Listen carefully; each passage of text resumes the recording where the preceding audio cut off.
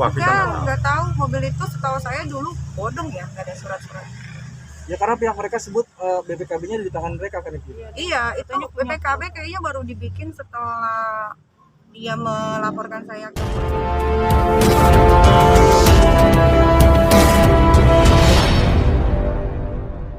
Mungkin tanggapannya gimana kan Niki? Ada tudingan penggelapan. tudingan penggelapan ya. Buat saya tudingan penggelapan itu sudah selesai, itu hanya dibuat-buat rekayasa semata untuk jadi suatu berita.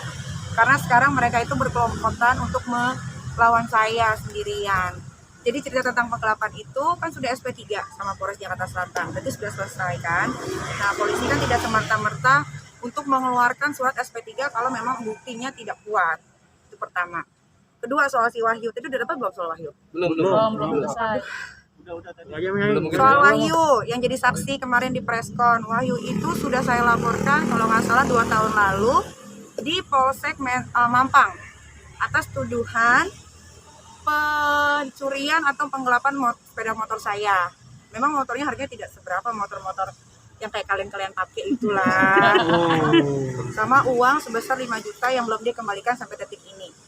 Waktu dia 2 hari tidak masuk, bilangnya sakit, terus saya telepon lagi seminggu kemudian, udah nggak aktif lagi nomornya. Terus saya punya KTP dia, saya samperin ke KTP tersebut, ternyata dia hanya numpang alamat doang, dia nggak pernah tinggal di situ. Tiba-tiba sekarang kemarin dia preskon sama lawyer yang kalian tahu sendiri lawyernya siapa ya, saya nggak usah sebutin, nanti keenakan, karena saya artisnya. Gitu.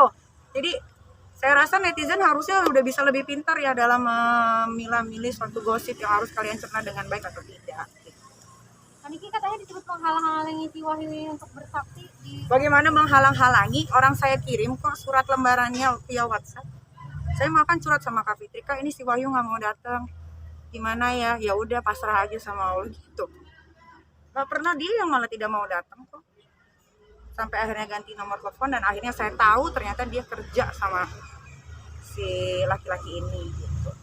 Jadi saya luruskan saja ya biar nggak simpang siur. Jadi ini ada harta milik pasangan suami istri. Jadi terus bagaimana seorang suami memberikan sesuatu kepada istrinya tiba-tiba dibilang penggelapan. Ini logikanya ditaruh di mana? Itu yang pertama. Yang kedua, ada somasi yang dilayangkan. Dia meminta kembali pemberiannya. Nah, seorang meminta kembali pemberian itu bukti bahwa memang barang itu pernah diserahkan. Seperti itu. Jadi nggak ada perbuatan pidana di sini.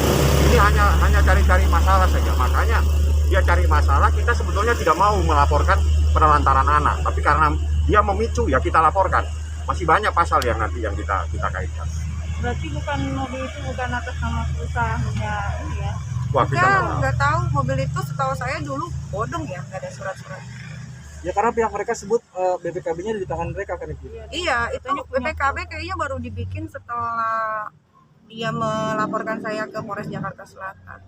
Yang saya tahu mobil itu bodong. Kenapa saya bisa bilang mobil itu bodong? Waktu itu dia ngoprek-ngoprek mesinnya itu loh, dikerok-kerok gitu, nomor mesin untuk dijadiin BPKB. Dan harga mobil itu saya tahu dulu 2 tahun lalu 98 juta. Tapi nggak tahu sekarang mungkin udah 50. Itu kan soal mobil nih, terus yang penasaran juga soal celana dalam tuh apa maksudnya?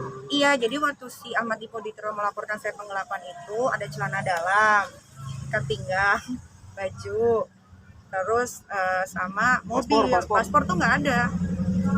Itu saya juga nggak tahu kenapa bisa ada paspor. Karena setahu saya habis berantem sama saya, dia langsung terbang ketemu anak-anaknya di Singapura. Malah Dipo itu masih punya utang sama saya sebenarnya, tapi saya nggak mau tagih karena dia nggak punya uang. Jadi ya udah saya ikhlasin aja.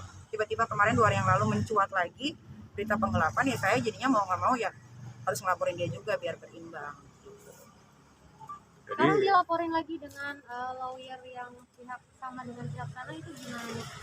Buat saya itu bukan suatu hal yang besar ya. Saya bisa kok ngelawan mereka semua dengan saya sendiri.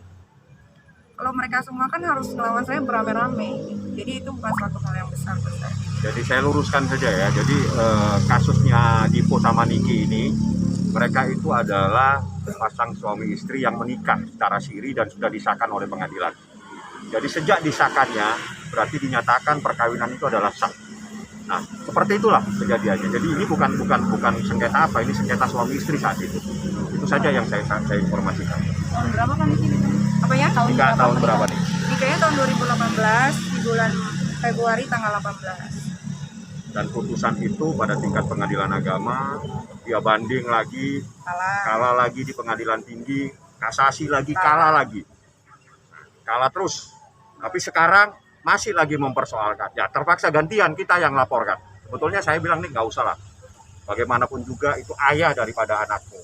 Tapi karena dia udah kelewatan, ya udah nih dia kelewatan, udah ini kita laporin aja deh. Gitu. Dan saya mau titip pesan buat aparatur negara, kan ini kan katanya peradilan sudah didaftarin. Ya. Ya saya cuma bisa berpesan sama Bapak Hakim, semoga tidak terulang kasus seperti Jakarta Selatan yang berkas harus ditaruh di laci. Dan kalian juga pasti menyaksikan kan bagaimana proses persidangan waktu saya sama Dipo. Banyak sekali kan kejangan-kejangan, jangan sampai itu terjadi lagi. Karena nanti cuma jadinya malu, bikin malu.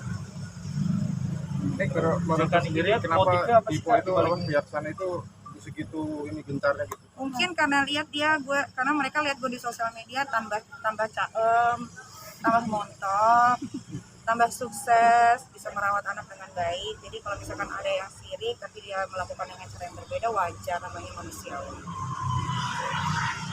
Ada lagi teman-teman wartawan?